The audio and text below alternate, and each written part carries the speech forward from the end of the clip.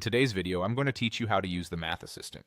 If you've ever wanted quick answers to calculations right inside OneNote, this is a simple and reliable way to do it.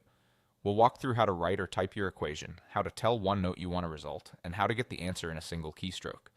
Start by entering your equation in OneNote. You can write it with a stylus or type it with your keyboard, whichever is more comfortable.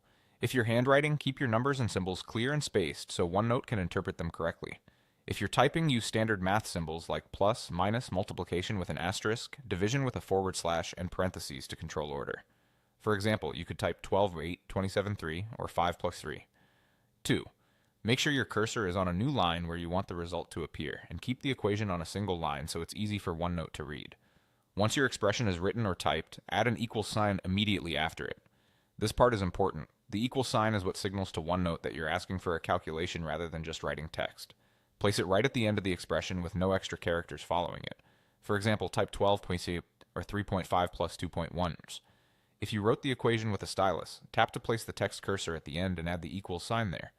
Think of this as the moment you turn your expression into a question OneNote can answer. Now with the cursor placed directly after the equal sign, press the spacebar. OneNote will automatically solve the equation and display the result for you instantly.